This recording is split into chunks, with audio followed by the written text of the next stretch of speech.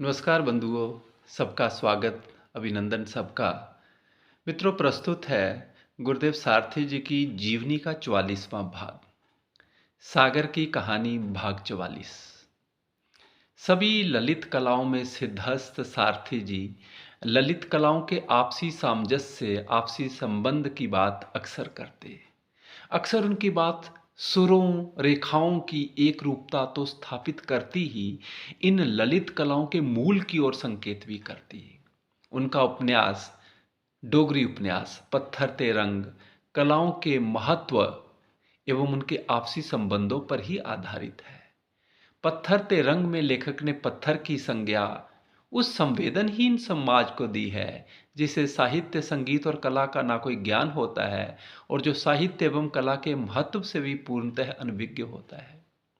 दूसरी तरफ रंगहीन एवं बेनूर समाज में अपनी कला और चेतना की लौ भरने वाले रचनाकारों को उन्होंने रंग की संज्ञा दी है। पत्थर ते रंग उपन्यास में उपन्यासकार ने अपनी कल्पनाशीलता का सहारा लेकर साहित्य संगीत और कला के अभाव में नगर में होने वाले परिवर्तन को बड़े कलात्मक ढंग से प्रस्तुत किया है।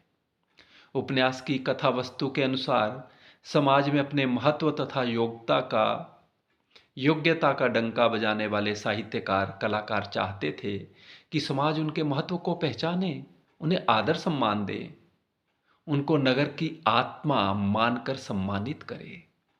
पर एक साधारण व्यक्ति इन सब सूक्ष्मताओं से सदैव अनभिज्ञ होता है।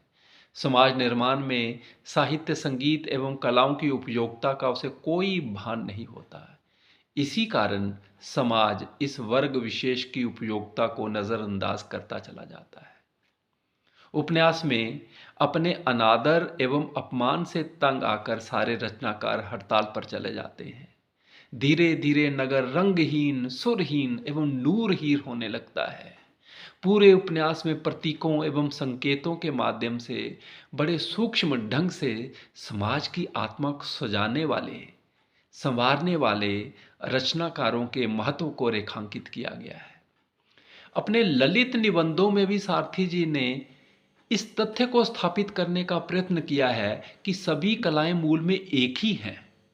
पत्थर ते रंग का यह अंश इसी तथ्य को रेखांकित करता है।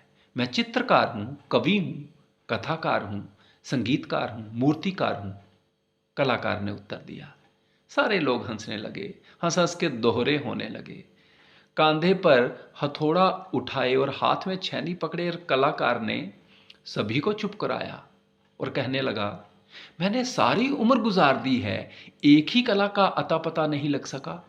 तुम 5-7 कलाओं की बात कर रहे हो, तुम कह रहे हो तुमने 7 सागर तरे हैं, इसलिए हंसी आ रही है। तुम्हें भ्रम हो रहा है, 5-7 सागर नहीं, एक ही सागर में सभी कलाओं के मोती हैं, मूल में एक ही सागर है, कलाकार ने कहा। अनेकता में एकता के इसी दर्शन को संत रहीमदास जी अपने इस दोहे में उजागर करते हैं। एके सादे सब सदे, सब सादे सब जाए, रहीमन मूल ही सींचिवो, फूल ही फल ही अघाए। अर्थात एक ही काम को हाथ में लेकर उसे पूरा कर लो। सब में अगर हाथ डाला तो एक भी काम नहीं बनेगा। पेड़ की जड़ को यदि तुमने सींच लिया तो उसके फूल और फल स्वतः ही विकसित हो जाएंगे। साधारण व्यक्ति के अनुसार सारथी जी एक ही समय में साहित्य की अनेक विधाओं, संगीत और कला के विभिन्न आयामों में अभिव्यक्ति के माध्यम तलाश रहे थे। परंतु वास्तविकता यह थी कि वे इन सब के मूल को जान चुके थे। वे साहित्य, संगीत और कलाओं के आपसी तारतम्य को पहचान चुके थे। वे अनेक के माध्यम से एक ही को साध रहे थे, एक ही को अभिव्यक्त कर रहे थे। साहित्य, संगीत और कलाओं को अभिव्यक्ति का माध्यम बनाने वाले सारथी जी का मुख्य ध्येय ना तो शब्दों, रंगों और सुरों के द्वारा स्वयं को प्रतिष्ठित करना था और ना ही साहित्य, संगीत या कला को गौरव प्रदान करना। वे तो इन सब के माध्यम से स्वयं को ही अभिव्यक्त कर रहे थे। गुरुदेव रविंद्रनाथ टैगोर के अनुसार कला में व्यक्ति खुद को उजागर करता है, कलाकृति को नहीं। सारथी जी चित्रों, कहानियों, नाटकों, उपन्यासों, गीत, गज़ल, भजन, धुनों और संगीत लहरियों के द्वारा स्वयं को ही खोजते और पहचानते चले गए तथा इस दौरान उन्होंने शब्दों, सुरों एवं रंगों की एक रूपता स्थापित करने का कोई प्रयास नहीं किया, बल्कि यह सब सहज ही होता चला गया।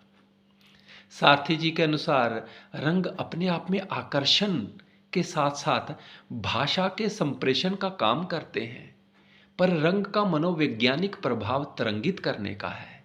वह तरंग संगीत से जुड़ती है। रंगों में, रेखाओं में भी संगीत है। यह बात दृष्टिकोण पर आधारित है। सौंदर्य दृष्टि, सौंदर्य बोध या सौंदर्य ज्ञान हो तो रंगों में भी संगीत की झंकार सुनी जा सकती है।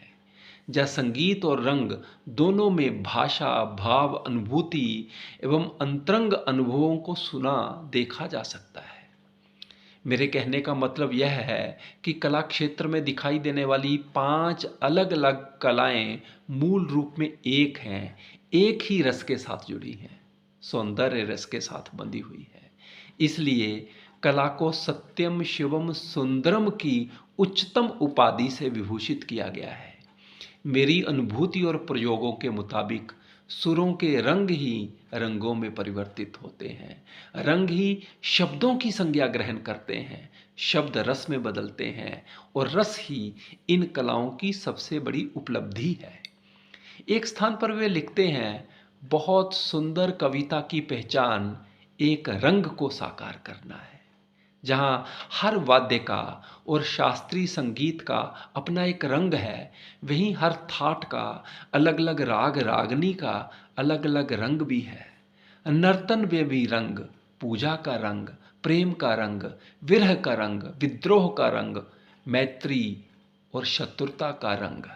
गोया रंग ही को साकार करने के लिए हर कला का, ललित कला का तथा हस्तशिल्प का जन्म हुआ हो। नमस्कार।